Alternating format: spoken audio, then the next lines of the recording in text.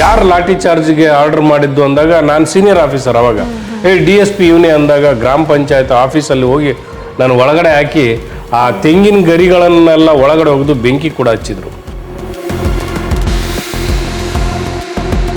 SP ಆಗಿ transfer ಆದಾಗ ನನಗೆ I was not prepared at the time.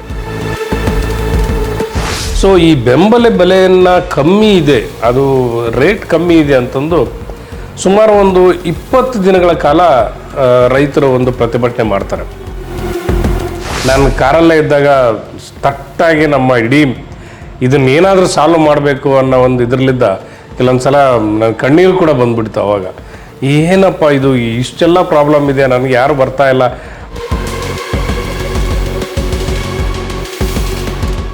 ಆ ದೇವಸ್ಥಾನಕ್ಕೆ ಜಾಗ ಅವನು ಬಿಟ್ಕೊಟ್ಟಿಲ್ಲ ಅಂತಂದು ಈ ಜಾತ್ರೆ ಟೈಮಲ್ಲಿ ಅವನದೊಂದು ಶಾಪ್ ಇತ್ತು, ಅವನದು ಹೆಸರನ್ನು ನಾನು ಮೆನ್ಷನ್ ಮಾಡಲ್ಲ, ಅವನದೊಂದು ಬಟ್ಟೆ ಶಾಪ್ ಇತ್ತು.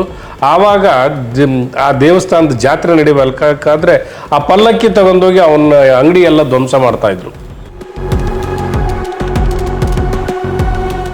ಅವ್ರಿಗೆ ಓಡುವಾಗುವಾಗ ನಾವು ಕಾಲಿಗೆ ಅವರಿಗೆ ಎಲ್ಲ ಶೂಟ್ ಮಾಡಿದೆ. ಅವರು ಕೂಡ ನಮಗೆ ಪ್ರತ್ಯುತ್ತರವಾಗಿ ನಮ್ಮೆಲ್ಲ ಕೂಡ ಹಲ್ಲೆ ಮಾಡಿದ್ದಾರೆ. ಆ ಜೈಲಲ್ಲಿ ಸ್ಥಳಾವಕಾಶ ಇರಲಾರ್ದ ಒಂದು ಸ್ಕೂಲನ್ನೇ ಜೈಲ್ ಅಂತ ಡಿಕ್ಲೇರ್ ಮಾಡಿತ್ತು ಸರ್ಕಾರ. ನಮ್ಗೆ ಶಶಿಕುಮಾರ್ ಸರ್ಗೆ ಥ್ಯಾಂಕ್ಸ್ ಹೇಳಬೇಕು. ಅವರು ಒಂಥರ ಡೈನಮಿಕ್ ಆಗಿ ಏನೇ ಡಿಸಿಷನ್ ತಗೊಳ್ಳಿ ಅಬ್ರಪ್ಟ್ ಆಗಿ ಡೈನಮಿಕ್ ಆಗಿ ಮಾಡೋ ಅಂತ ಇದ್ರು.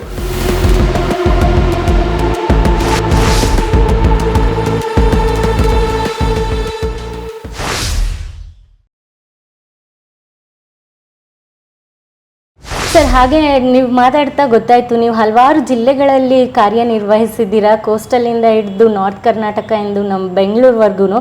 ಆದರೆ ನೀವು ವಿಶೇಷವಾಗಿ ನಾವು ಕಂಡಂತೆ ನೀವು ದಾವಣಗೆರೆಯಲ್ಲಿ ACB ಆಗಿರುವಾಗ ಒಂದು ಕಾರ್ಯಾಚರಣೆ ನಡೆಸ್ತೀರಾ ಅಥವಾ ಒಂದು ರೈಡ್ ಇನ್ವೆಸ್ಟಿಗೇಷನ್ ನಡೆಸ್ತೀರಾ. ಅದು ತುಂಬ ಇಂಟ್ರೆಸ್ಟಿಂಗ್ ಆಗಿರೋ ಕೇಸ್ ಅಂತ ಅನಿಸುತ್ತೆ. ಅದ್ರ ಬಗ್ಗೆ ನಿಮ್ಮ ಎಕ್ಸ್ಪೀರಿಯನ್ಸ್ ಯಾವ ಥರ ಇತ್ತು, ಅದು ನೀವು ಕಾರ್ಯಾಚರಣೆ ನಡೆಸುವಾಗ ಅಂತ?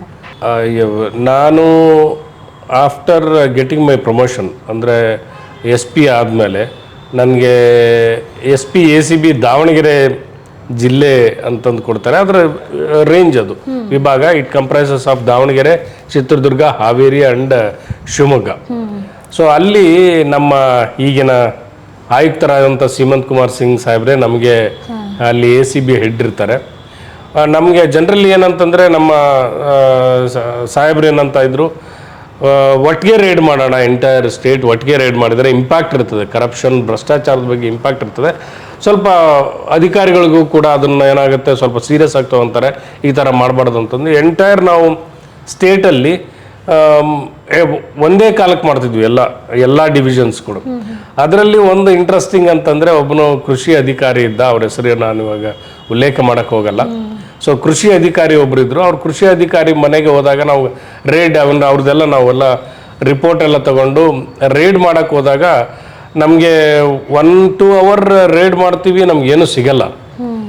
ಅದಾದಮೇಲೆ ಒಬ್ಬ ಲೇಡಿ ಇರ್ತದೆ, ಮುದುಕಿ ಇರ್ತದೆ, ಅವಳು ಒಂದೇ ಒಂದಲ್ಲಿ ಓಡಾಡ್ತಾ ಇರ್ತಾಳೆ, ಅಲ್ಲಿಂದ ಅಲ್ಲಿಗೆ ಓಡಾಡ್ತಾ ಇರ್ತಾಳೆ. ನಮಗೆ ಒಂದು ಸ್ವಲ್ಪ ಡೌಟ್ ಬಂದು ಇಲ್ಲಿ ಯಾಕೆ ಸುತ್ತಾ ಇರ್ತಾಳೆ ಅಂತಂದು ನಮ್ಮ ಇನ್ಸ್ಪೆಕ್ಟರ್ ಹೇಳ್ತಾನೆ, ಇಲ್ಲ ಸರ್ ಆ ಮುದುಕಿ ಅಲ್ಲೇ ಸುತ್ತಾಡ್ತಾ ಇದೆ, ಸ್ವಲ್ಪ ಚೆಕ್ ಮಾಡೋಣ ಒಳಗಡೆ ಹೋಗಿ ಅದೇನಿದೆ. ಅಲ್ಲಿ ಒಳಗಡೆ ಇನ್ನೊಂದು ರೂಮ್ ಇತ್ತು. ಒಳಗಡೆ ಇನ್ನೊಂದು ರೂಮ್ ಇದ್ದಾಗ ನಾವು ಹೊರಗಡೆ ಏನು ರೂಮಲ್ಲಿ ವರಾಂಡದಲ್ಲಿ ಯಾವ ಇದರಲ್ಲಿ ಸಿಗಲಿಲ್ಲ. ಒಳಗಡೆ ರೂಮ್ ಹೋದಾಗ ನಮಗೆ ಸುಮಾರು ನೋಡಿದರೆ ದಿಗ್ಭ್ರಮೆ ಆಗೋಷ್ಟು ಗೋಲ್ಡ್, ಎಲ್ಲ ಗೋಲ್ಡ್ ಬಿಸ್ಕೆಟ್ಸು, ಗೋಲ್ಡ್ ರಾಡ್ ಥರ ಒಂದು ರಾಡ್, ಗೋಲ್ಡ್ ರಾಡ್ ಏನೋ ಸಿಕ್ಕಿತ್ತು ನಮಗೆ. ಇಟ್ ವಾಸ್ 1.8 ಅಂದರೆ 1 kg 800 ಗ್ರಾಮ್ ಇತ್ತು ಅದು. ಒಂದು ರಾಡ್ ಇತ್ತು. ಆಮೇಲೆ ಬಿಸ್ಕೆಟ್ ಅಂತೂ ನನ್ನ ಹತ್ರ ಕೂಡ ಅದರದ್ದು ಫೋಟೋಸ್ ಕೂಡ ಇದೆ. ಸರ್ಪ್ರೈಸ್ ಆಯಿತು. ನಾನು ಇಮಿಡಿಯೇಟ್ಲಿ ನಮ್ಮ ಕಮಿಷನರ್ ಸಾಹೇಬ್ರೇ ಇದ್ದರು, ಸರ್ ತುಂಬಾ ಇದೆ ಇದು ಅಂತ. ಅವನು ಇಲ್ಲ, ನಾನು ಅಲ್ಲಿ ಇಟ್ಟಾಗ ಇನ್ನು ಕೆಲವೊಂದು ಕಡೆ ಅವ್ರಿಗೆ ಲೋಕಲ್ ಮನೆಯವ್ರಿಗೆ ವಿಚಾರ ಮಾಡಿದಾಗ ಲಾಕರಲ್ಲಿ ಕೂಡ ನಮಗೆ ಇದೆ ಅಂತಂದು ಹೇಳಿದ್ರು. ಮತ್ತು ಎಂಟೈರ್ ಪ್ರಾಸೆಸ್ಸಲ್ಲಿ ನೋಡಿದಾಗ ಹತ್ತತ್ರ ಸುಮಾರು ಒಂದು 6.5 to 7 kg ಏನೋ ನಮಗೆ ಗೋಲ್ಡ್ ಸಿಕ್ತು. ಅದನ್ನು ಎಲ್ಲ ಇದು ಮಾಡಿಕೊಂಡು ಅದು one of the best catch ಆಗಿತ್ತು ನಾವು ACB ಆದಾಗ. ರೈತರು ನಮ್ಮ ದೇಶದ ಬೆನ್ನೆಲುಬು ಅಂತ ಹೇಳ್ತೀವಿ ಸರ್. ನೀವು ರಾಯಚೂರು ಕಡೆಯವರೇ ಆಗಿರೋದ್ರಿಂದ ನಿಮಗೆ ಗೊತ್ತಿರುತ್ತೆ ರೈತರು ಸಮಸ್ಯೆಗಳೇನು ಅಥವಾ ರೈತರು ಚಳವಳಿಗಳು ಮಾಡಿದಾಗ. ಹಾಗೆ ನೀವು ಬಾಗಲಕೋಟೆಯಲ್ಲಿ SP ಆಗಿದ್ದಂಥ ಸಮಯದಲ್ಲಿ ಬಾಗಲಕೋಟೆಯಲ್ಲಿ ನಡೆದಂಥ ರೈತರು ಚಳವಳಿ ಆಗಿರ್ಬೋದು ಅಥವಾ ಕಬ್ಬಿನ ಬೆಳೆಗಾರರ ಆ ಸಮಸ್ಯೆ, ಆ ಸಿಚುಯೇಷನ್ ಆಗಿರ್ಬೋದು, ಅದರಲ್ಲಿ ನೀವು ಹ್ಯಾಂಡಲ್ ಮಾಡಿದ್ರಿ. ಆ ಸಿಚುಯೇಷನ್ ಹೇಗಿತ್ತು ಅಂತ ಹೇಳೋದಾದ್ರೆ? ನನಗೆ ACB ಇಂದ ಡೈರೆಕ್ಟಾಗಿ ಬಾಗಲಕೋಟೆಗೆ SP ಆಗಿ ಟ್ರಾನ್ಸ್ಫರ್ ಆಯಿತು. SP ಆಗಿ ಟ್ರಾನ್ಸ್ಫರ್ ಆದಾಗ ನನಗೆ I was not prepared at the time. ಯಾಕಂದರೆ ಸಡನ್ಲಿ ಹಾಕ್ಬಿಟ್ರು ಆಯಿತು ಹೋಗೋಣ ಅಂತಂದು. Bagalkote district is a very highly agrarian district. ನಾನು ಬಾಗಲಕೋಟೆ ಜಿಲ್ಲೆ ಮೂಲವಾಗಿ ಅದು ಕೃಷಿ ಅವಲಂಬಿತ ಜಿಲ್ಲೆ. ಅದು ಕಬ್ಬನ್ನು ಕೂಡ ಜಾಸ್ತಿ ಅಲ್ಲಿ ಬೆಳೀತಾರೆ ಮತ್ತು ಕಬ್ಬಿನ ಕಾರ್ಖಾನೆಗಳು ಕೂಡ ಭಾಳ ಇದ್ದಾವೆ. ನಾನು ಅಲ್ಲಿ SP ಆಗಿದ್ದಾಗ ನಮ್ಮ DC ಅವರು ಸುನಿಲ್ ಕುಮಾರ್ ಅಂತ ಇದ್ದರು. ಈಗ ನಾರ್ತ್ BBMP ಕಮಿಷನರ್ ಕೂಡ ಇದ್ದಾರೆ. ಅವರು ಆ ಒಂದು ಕಬ್ಬಿನ ಚಳುವಳಿ ಏನು ರೈತರ ಚಳುವಳಿ ಸುಮಾರು 20 ದಿನಕ್ಕಿಂತ ಹೆಚ್ಚಿನ ದಿನಗಳನ್ನು ತೆಗೆದುಕೊಂಡಿತು. ಅಲ್ಲಿ ಏನಂತಂದರೆ ನಮಗೆ ರೈತರು ಅಂದ ತಕ್ಷಣ ಯೂಶ್ವಲಿ ನಾವು ಯಾವುದೇ ರೀತಿಯಿಂದ ಕಾನೂನು ಲಾಠಿ ಎತ್ತಂಗಿಲ್ಲ. ಹೆಂಗಾದರೂ ಮಾಡಿ ಅವರಿಗೆ ಸಂಭಾಷಣೆ ಮೂಲಕನೇ ನಾವು ಅದನ್ನು ಅವರ ಒಂದು ಸಮಸ್ಯೆಯನ್ನು ಬಗೆಹರಿಸ್ಬೇಕಾಗ್ತದೆ. ಅವರು ಬೆಂಬಲ ಬೆಲೆಯನ್ನು ಜಾಸ್ತಿ ಕೊಡಬೇಕು ಅಂತಂದು ಏನು ಚಳುವಳಿ ಮಾಡಿದಾಗ ನಿಜವಾಗ್ಲೂ ನಮ್ಮ DC ಅವರಿಗೆ ನಾನು ಅವತ್ತಿನ ದಿನ ಧನ್ಯವಾದಗಳನ್ನ ಹೇಳ್ಬೇಕು. ಏನಂದರೆ ನೀನು ಏನು ಡಿಸಿಷನ್ ತೊಗೊತೀಯ ಅದನ್ನು ನಾನು ಸರ್ಕಾರದ ಗಮನಕ್ಕೆ ತರ್ತೀನಿ ಅಂತ ಹೇಳಿದರು. ಆಯಿತು ಸರ್, ನಾನು ಅವ್ರು ಕೂಡ ನೆಗೋಷಿಯೇಟ್ ಮಾಡ್ತೀನಿ, ನಾನೇ ಮಾಡ್ತೀನಿ ಅಂತಂದೇಳಿ ಕೆಲವೊಂದು ಕಡೆ ಕೆಲವೊಂದು ಡಿಸಿಷನ್ ಕೂಡ ಕೆಲವೊಂದು ತೀರ್ಮಾನಗಳನ್ನು ಕೂಡ ನಾನೇ ತೊಗೊತಾ ಇದ್ದೆ ಇನ್ ಕನ್ಸಲ್ಟೇಷನ್ ವಿತ್ ಕರ್ನಾಟಕ ಸರ್ಕಾರದವ್ರಿಗೆ ನಾವು ಕನ್ಸಲ್ಟೇಷನ್ ತೊಗೊಂಡು ಅವ್ರಿಗೂ ಕೂಡ ಮಾತಾಡ್ತಾ ಇದ್ವಿ.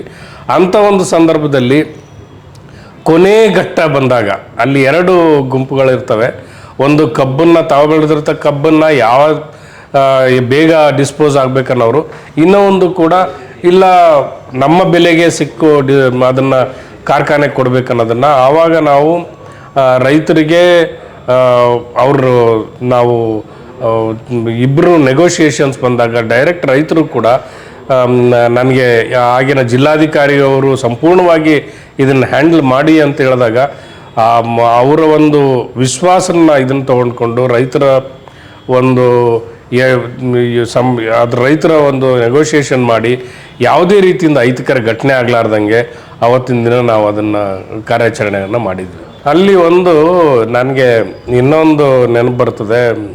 ಆ್ಯಕ್ಚುಲಿ ಒಂದು ರೈತರ ಗಲಾಟೆಯಲ್ಲಿ ನಾನು ಭಾಳ ಈ ಥರ ಒಂದು ಕ್ಲಿಷ್ಟ ಪರಿಸ್ಥಿತಿ ಇರ್ತದ ಅಂತಂದು ಭಾಳ ಬೇಜಾರಾಗಿಬಿಟ್ಟಿದೆ. ಒಂದು ಟೈಮು ನಾನು ಕಾರಲ್ಲೇ ಇದ್ದಾಗ ತಟ್ಟಾಗಿ ನಮ್ಮ ಇಡೀ ಇದನ್ನೇನಾದರೂ ಸಾಲ್ವ್ ಮಾಡಬೇಕು ಅನ್ನೋ ಒಂದು ಇದರಲ್ಲಿದ್ದ ಕೆಲವೊಂದು ಸಲ ನನ್ನ ಕಣ್ಣೀರು ಕೂಡ ಬಂದುಬಿಡ್ತು. ಅವಾಗ ಏನಪ್ಪ ಇದು ಇಷ್ಟೆಲ್ಲ ಪ್ರಾಬ್ಲಮ್ ಇದೆ, ನನಗೆ ಯಾರು ಬರ್ತಾ ಇಲ್ಲ.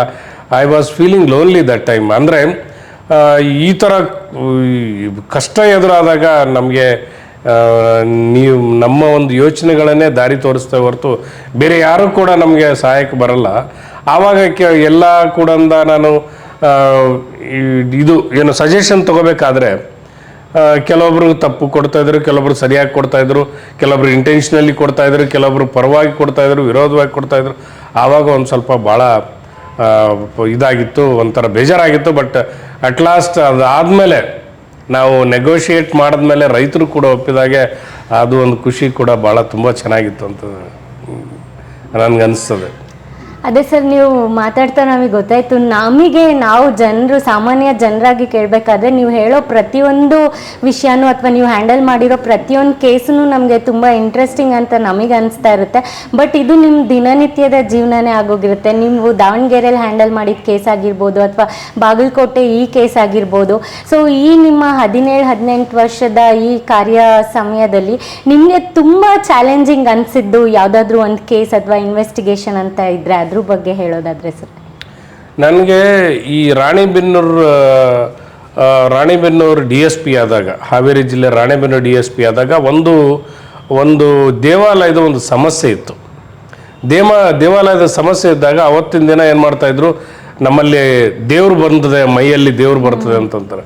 ಆ ಮೈಯಲ್ಲಿ ದೇವ್ರು ಬರ್ತದೆ ಅಂತಂದು ಏನು ಮಾಡ್ತಾಯಿದ್ರು, ಒಂದು ಜಾಗದ ಸಮಸ್ಯೆ ಇದ್ದಾಗ ಒಬ್ಬನು ಜಾಗ ಬಿಟ್ಕೊಟ್ಟಿದ್ದಿಲ್ಲ ದೇವಸ್ಥಾನಕ್ಕೆ. ಆ ದೇವಸ್ಥಾನಕ್ಕೆ ಜಾಗ ಅವನು ಬಿಟ್ಕೊಟ್ಟಿಲ್ಲ ಅಂತಂದು ಈ ಜಾತ್ರೆ ಟೈಮಲ್ಲಿ ಅವನದೊಂದು ಶಾಪ್ ಇತ್ತು, ಅವನದು ಹೆಸರನ್ನು ನಾನು ಮೆನ್ಷನ್ ಮಾಡಲ್ಲ, ಅವನದೊಂದು ಬಟ್ಟೆ ಶಾಪ್ ಇತ್ತು. ಆವಾಗ ಆ ದೇವಸ್ಥಾನದ ಜಾತ್ರೆ ನಡಿಬೇಕಾದ್ರೆ ಆ ಪಲ್ಲಕ್ಕಿ ತಗೊಂಡೋಗಿ ಅವನ ಅಂಗಡಿ ಎಲ್ಲ ಧ್ವಂಸ ಮಾಡ್ತಾಯಿದ್ರು. ಧ್ವಂಸ ಮಾಡ್ತಾ ಇದ್ದಾಗ ನನಗೆ ಅದನ್ನು ಚಾಲೆಂಜಿಂಗ್ ಅನ್ನಿಸ್ತು, ಯಾಕೆ ಹಿಂಗೆ ಮಾಡ್ತಾರೆ, ಲಾಸ್ಟ್ ಪ್ರೀವಿಯಸ್ ಇಯರ್ ಹಿಂಗೆ ಮಾಡಿದರು. ನಾನು DSP ಆದಾಗ ಹೋದಾಗ ಅದೇ ಥರ ಧ್ವಂಸ ಮಾಡೋಕ್ಕೆ ಹೋದಾಗ ನಾನು ಲಾಠಿ ಚಾರ್ಜ್ ಮಾಡಿದೆ ಅಲ್ಲಿ. ಮೆಡ್ಲೇರಿ ಅಂತ ವಿಲೇಜ್ ಅದು. ಮೆಡ್ಲೇರಿ ವಿಲೇಜಲ್ಲಿ ಲಾಠಿ ಚಾರ್ಜ್ ಮಾಡಿದಾಗ ಇಮಿಡಿಯೇಟಾಗಿ ಏನಾಗ್ಬಿಡ್ತು, ಯಾರಿಗೂ ಏನಾಗಿದ್ದಿಲ್ಲ, ಇಟ್ಟು ಲಘು ಲಾಠಿ ಚಾರ್ಜ್ ಆಗಿತ್ತು. ಆದರೆ ಸ್ಪ್ರೆಡ್ ಏನಾಗ್ಬಿಡ್ತು ಅಂದರೆ ಒಂದು ಮಗು ಸತ್ತಿದೆ ಅಂತ ಒಂದು ಸ್ಪ್ರೆಡ್ ಆಗಿಬಿಡ್ತು. ಸ್ಪ್ರೆಡ್ ಆದಾಗ ಇಡೀ ಗ್ರಾಮಸ್ಥರು ಯಾರು ಲಾಠಿ ಚಾರ್ಜ್ಗೆ ಆರ್ಡರ್ ಮಾಡಿದ್ದು ಅಂದಾಗ ನಾನು ಸೀನಿಯರ್ ಆಫೀಸರ್ ಅವಾಗ, DSP ಇವನೇ ಅಂದಾಗ ಗ್ರಾಮ ಪಂಚಾಯತ್ ಆಫೀಸಲ್ಲಿ ಹೋಗಿ ನಾನು ಒಳಗಡೆ ಹಾಕಿ ಆ ತೆಂಗಿನ ಗರಿಗಳನ್ನೆಲ್ಲ ಒಳಗಡೆ ಹೋಗಿದ್ದು ಬೆಂಕಿ ಕೂಡ ಹಚ್ಚಿದ್ರು.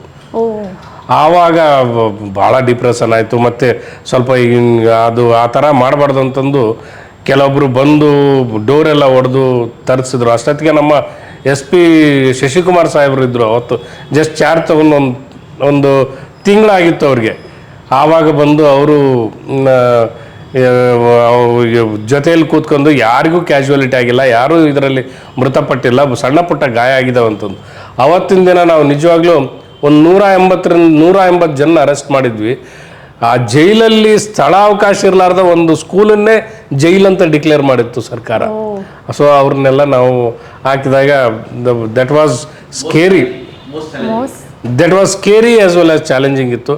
ಬಟ್ ಲೇಟರ್ ಆನ್ ನಾವೆಲ್ಲ ಅರೆಸ್ಟ್ ಮಾಡಿದಾಗ ಇವಾಗ ಬಂದು ಹೇಳ್ತಾರೆ, ಯಾವಾಗಾದರೂ ನನಗೆ ಬಂದು ಭೇಟಿ ಆಗ್ತಾರೆ ಅವರು, ಯಾರು ನನಗೆ ಎಲ್ಲ ಅಟ್ಯಾಕ್ ಮಾಡಿದ್ರು ಎಲ್ಲರೂ ಕೂಡ ಇವಾಗ ಬರ್ತಾರೆ, ಬಂದು ಭೇಟಿ ಆಗ್ತಾರೆ. ಸರ್ ಅವತ್ತಿನ ದಿನ ನಾವು ಹಂಗೆ ಮಾಡಬಾರ್ದಿತ್ತು, ನಮಗೆ ಗೊತ್ತಾಗಿಲ್ಲ ಅಂತಂದು ಇವತ್ತಿಗೂ ಕೂಡ ನಾನು ವಾಟ್ಸಪ್ಪಲ್ಲಿ ಕೂಡ ಮೆಸೇಜ್ ಕೂಡ ಮಾಡ್ತಾ ಇರ್ತಾರೆ ಅವರು. ಬಿಫೋರ್ ಬಾಗಲಕೋಟೆ ನಾನು ಗುಲ್ಬರ್ಗದಲ್ಲಿ ಅಡಿಷ್ನಲ್ SP ಆಗಿರ್ತೀನಿ. ನಾನು ಅಡಿಷ್ನಲ್ SP ಆಗಿ ಹೋಗಿರ್ತಕ್ಕಂಥ ಸಂದರ್ಭದಲ್ಲಿ ಅಮಿತ್ ಸಿಂಗ್ ಅಂತ ಒಬ್ಬರು ಈಗ ವೆಸ್ಟರ್ನ್ ರೇಂಜ್ IG ಇದ್ದಾರೆ, ಅವರು ಕೂಡ ನನಗೆ SP ಆಗಿರ್ತಾರೆ. ತದನಂತರದಲ್ಲಿ ನಮಗೆ ಶಶಿಕುಮಾರ್ ಅಂತ ನಮ್ಮ ಹುಬ್ಳಿ ಕಮಿಷನರ್ ಇದ್ದಾರಲ್ಲ ಅವರು ಕೂಡ ಬರ್ತಾರೆ. ಆವಾಗ ಅಲೋಕ್ ಕುಮಾರ್ ಸಾಹೇಬ್ರು ನಮ್ಗೆ IG. ಆವಾಗ ಅಲೋಕ್ ಕುಮಾರ್ ಸಾಹೇಬ್ರು IG ಇರ್ತಾರೆ. ಕೆಲವೊಂದು ಟೈಮು ಈ ಪುಡಿ ರೌಡಿಗಳ ಒಂದು ಅಟ್ಟಹಾಸ ಜಾಸ್ತಿ ಆಗಿಬಿಡ್ತದೆ ಕಲಬುರಗಿ ನಗರದಲ್ಲಿ. ಆವಾಗ ನಮ್ಗೆ ಚಾಲೆಂಜಿಂಗ್ ಆಗಿಬಿಡ್ತದೆ. ಕೆಲವೊಬ್ಬರು ರೌಡಿಗಳು ಸುಮ್ಮನೆ ಕುಡಿದು ಅಟ್ಯಾಕ್ ಮಾಡೋದು ಆ ಥರ ಮಾಡಿದಾಗ ನಮಗೆ ಬೇರೆ ದಾರಿ ಇರಲಾರ್ದೇ ಅವ್ರು ಎಸ್ಕೇಪ್ ಆಗೋ ಸಂದರ್ಭದಲ್ಲಿ ಕೆಲವೊಂದು ಕಡೆ ನಾವು ಅವ್ರಿಗೆ ಪ್ರಾಣಹಾನಿ ಆಗ್ಲಾರ್ದಂಗೆ ಯೂಶ್ವಲಿ ಕಾಲಿಗೆ ಶೂಟ್ ಮಾಡ್ತಾಯಿದ್ವಿ, ಓಡಿಕೊಂಡು ಹೋಗುವಾಗ ಕಾಲಿಗೆ ಶೂಟ್ ಮಾಡ್ತಾಯಿದ್ವಿ. ಅದು ಒಂದು ಇದನ್ನು ನನಗೆ ಶಶಿಕುಮಾರ್ ಸಾಹೇಬರು ಒಮ್ಮೊಮ್ಮೆ ಡೂ ಇಟ್, ನೀವು ಮಾಡಿರಿ, ಅದನ್ನೆಲ್ಲ ಕಂಟ್ರೋಲ್ ಬರಬೇಕಂತಂದರೆ ಸುಮ್ಮನೆ ಕಂಟ್ರೋಲ್ ಬರಲ್ಲ, ನೀವು ಈ ಥರ ನಮಗೆ ವೆಪನ್ ಯೂಸ್ ಮಾಡೋ ಪರಿಸ್ಥಿತಿ ಬಂತಂದರೆ ಯೂಸ್ ಮಾಡಿ, ಅದನ್ನೇನು ಏನಕ್ಕೆ ಇಟ್ಕೊಂಡು ಕುಂದಿರ್ತೀರಿ ಅಂತಂದು ಹೇಳ್ತೀರ. ಆ ಒಂದು ಧೈರ್ಯ ಕೊಟ್ಟಾಗ ಅಲೋಕ್ ಕುಮಾರ್ ಸಾಹೇಬರು ಇದ್ದರು, when you are a police officer learn to use some methods, ನಿಮ್ಗೆ ಏನೂ ತೋಚದೇ ಇರಲಾರ್ದಾಗ ಯೂಸ್ ಯುವರ್ ವೆಪನ್ಸ್ ಅಂತ ಹೇಳ್ತಾಯಿದ್ರು. ಅಲ್ಲಿ ಕೂಡ ಕೆಲವೊಂದು ಅವ್ರಿಗೆ ಓಡುವಾಗುವಾಗ ನಾವು ಕಾಲಿಗೆ ಅವರಿಗೆ ಎಲ್ಲ ಶೂಟ್ ಮಾಡಿದ್ವಿ. ಅವರು ಕೂಡ ನಮಗೆ ಪ್ರತ್ಯುತ್ತರವಾಗಿ ನಮ್ಮೆಲ್ಲೂ ಕೂಡ ಹಲ್ಲೆ ಮಾಡಿದ್ದಾರೆ. ಹಲ್ಲೆ ಮಾಡಿದಂಥ ಸಂದರ್ಭದಲ್ಲಿ ಸುಮಾರು ನಮ್ಮ ಸಬ್ ಇನ್ಸ್ಪೆಕ್ಟರ್ಗಳಿಗೆ ಭಾಳ ಗಂಭೀರ ಸ್ವರೂಪದ ಕೂಡ ಗಾಯ ಆಗಿದ್ದಾವೆ. ಸೊ ಆ ಒಂದು ಸ್ಟೇಜ್, ಆ ಒಂದು ಪರಿಸ್ಥಿತಿ ಭಾಳನೇ ನಮ್ಗೆ ಗಂಭೀರವಾಗಿತ್ತು. ಅದಾದಮೇಲೆ ನಮ್ಮ ಆ ಥರ ಒಂದು ಕಂಟ್ರೋಲ್ ತಂದಮೇಲೆ ನಮ್ಗೆ ಶಶಿಕುಮಾರ್ ಸಾರ್ಗೆ ಥ್ಯಾಂಕ್ಸ್ ಹೇಳಬೇಕು. ಅವರು ಒಂಥರ ಡೈನಮಿಕ್ ಆಗಿ ಏನೇ ಡಿಸಿಷನ್ ತೊಗೊಳ್ಳಿ ಅಬ್ರಪ್ಟ್ ಆಗಿ ಡೈನಮಿಕ್ ಆಗಿ ಮಾಡೋ ಅಂತ ಇದ್ರು. ಒಂದು ಇನ್ಸ್ಟೆನ್ಸ್ ಒಂದು ನೆನಪು ಬರ್ತದೆ ಇವತ್ತು. ನಾನು ಅವ್ರಿಗೆ ಯಾಕೆ ಇದು ಮಾಡ್ತೀನಿ ಅಂದರೆ, ಒಂದು ಟೈಮಲ್ಲಿ ಲಾಠಿ ಚಾರ್ಜನ್ನು ಮಾಡೋಣ ಅಂತಂದು ಅವ್ರು ಹೇಳ್ತಾರೆ. ಅವರು SP ಆಗಿರ್ತಾರೆ, ನಾನು ಹೇಳ್ತೀನಿ ಸರ್ ಲಾಠಿ ಚಾರ್ಜ್ ಮಾಡೋಂಗಿಲ್ಲ ಅಂತ. ಆಮೇಲೆ ಅವರು ಬೇಜಾರಾಗಿ ನನಗೆ ಅಂತಾರೆ, ಏನು ಮಾಡ್ಬೇಕು ಹೇಳಪ್ಪ ನೀನು ಅಂತ.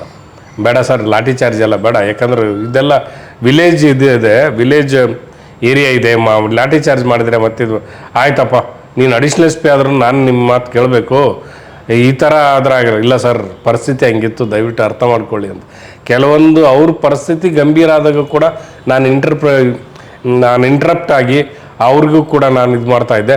ಅವರು ನನಗೆ ಸುಮಾರು ಸಲ ಯಾವುದೇ ಒಂದು ಕಷ್ಟವಾಗಿದ್ದಾಗ ಬಂದಾಗ ಕೂಡ ಇಷ್ಟು ನಾನು ಬೆನ್ನು ತಟ್ಟಿ ಇದನ್ನು ಕೆಲಸ ಮಾಡಲೇಬೇಕು ಅಂತ ಹೇಳ್ತಾ ಇದ್ರು. ಸರ್, ಹಲವಾರು ವಿಷಯಗಳನ್ನ ಹೇಳಿದ್ರಿ, ನೀವು ಯಾವ್ಯಾವ ರೀತಿ ಯಾವ್ಯಾವ ಸಿಚುಯೇಷನ್ಸ್ನ ಹ್ಯಾಂಡಲ್ ಮಾಡಿದ್ರಿ ಅಂತ ಹೇಳಿಬಿಟ್ಟು. ಈ 16-17 ವರ್ಷದ ನಿಮ್ಮ ಈ ಸರ್ವಿಸಲ್ಲಿ ಡೆಫಿನೆಟಾಗಿ ನೀವು ಫಸ್ಟಿಂದ ಸ್ಟಾರ್ಟ್ ಮಾಡೋವರೆಗೂ ಇಲ್ಲಿವರೆಗೂ ಕೂಡ ಯಾರೋ ಪ್ರತಿ ಹಂತದಲ್ಲೂ ಒಬ್ಬರು ಮಾದರಿ ವ್ಯಕ್ತಿ ನಿಮಗೆ ಅಂತ ಒಬ್ಬರು ಇದ್ದೇ ಇರ್ತಾರೆ. ಅಥವಾ ಈ ಇಷ್ಟು ವರ್ಷದ ಸರ್ವಿಸಲ್ಲಿ ಹಲವಾರು ಜನನ ಕೂಡ ನೀವು ಅವ್ರನ್ನ ನೋಡಿ ಕೂಡ ಕಲ್ತಿರೋ ಅಂಥದ್ದು ತುಂಬ ಇರುತ್ತೆ. ಸೊ ಅದ್ರ ಬಗ್ಗೆ ನೀವು ಹೇಳೋದಾದ್ರೆ ಸರ್. ಸುಮಾರು ಜನ ರೋಲ್ ಮಾಡೆಲ್ಸ್ ಇರ್ತಾರೆ. ಹಂಗಂದ್ರೆ ನಮ್ಮಲ್ಲಿ ನಮ್ಮ ಆಫೀಸಲ್ಲಿ ನಮ್ಮ ಒಂದು ಪೊಲೀಸ್ ಅಧಿಕಾರಿಗಳ ವರ್ಗದಲ್ಲಿ ಅತ್ಯುನ್ನತ ಒಂದು ಅಧಿಕಾರಿಗಳು ಕೂಡ ಇದ್ದಾರೆ. ನಮಗೆ ಆದಂಥ ಒಂದು ಏನಂದರೆ ನಾವು ರೋಲ್ ಮಾಡೆಲ್ನಾಗೊಳ್ತು. ಇವತ್ತಿನ ದಿನ ನೋಡಿ, ನಾನು ಟ್ರಾಫಿಕ್ ಬಂದಾಗ ನಮ್ಮ ಸನ್ಮಾನ್ಯ DG ಸಾಹೇಬರಾಗಿರ್ತಕ್ಕಂಥ ಸಲೀಂ ಸಾಹೇಬರು ಕೂಡ ಟ್ರಾಫಿಕ್ಕಲ್ಲಿ ಒಂದು ಕ್ರಾಂತಿನೇ ಮಾಡಿದ್ದಾರೆ.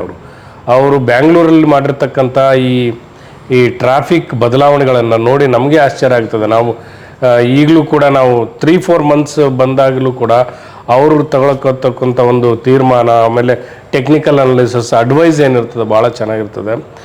ಅದೇ ರೀತಿ ನಮ್ಮ ಕಮಿಷನರ್ ಸಾಹೇಬರು, ಈಗೇನು ಸೀಮಂತ್ ಕುಮಾರ್ ಸಿಂಗ್ ಸಾಹೇಬರಿದ್ದಾರೆ, ಅವರಷ್ಟು ಕೂಲಾಗಿ ಆಮೇಲೆ ಹ್ಯಾಂಡಲ್ ಮಾಡಿರ್ತಕ್ಕಂಥ ಪರಿಸ್ಥಿತಿಗಳು. ನಾನು ಅವ್ರ ACBಯಲ್ಲಿ ನಾನು ಅವ್ರ ಕೆಳಗಡೆ ಕೆಲಸ ಮಾಡಿದ್ದೀನಿ, ಮತ್ತು ವೆಸ್ಟರ್ನ್ ರೇಂಜಲ್ಲಿ ಕೂಡ ಕೆಲಸ ಮಾಡಿದ್ದೀನಿ. ಅವರು ಮೆಟಿಕ್ಯುಲಸ್ ಆಗಿ ಥಿಂಕ್ ಮಾಡ್ಕೊತ ಯಾವುದೇ ಸಮಸ್ಯೆ ಇತ್ತಂದ್ರೆ ಭಾಳ ಕಾಮಾಗಿ ತಗೊಂಡು ಕ್ಲಿಯರ್ ಮಾಡ್ತಾರೆ. ಸೊ ಆ ಒಂದು ಕ್ವಾಲಿಟೀಸನ್ನು ನಾವು ಕೆಲವೊಮ್ಮೆ ಬಳಸ್ಕೋಬೇಕು ಅಂತ ಅನಿಸ್ತದೆ.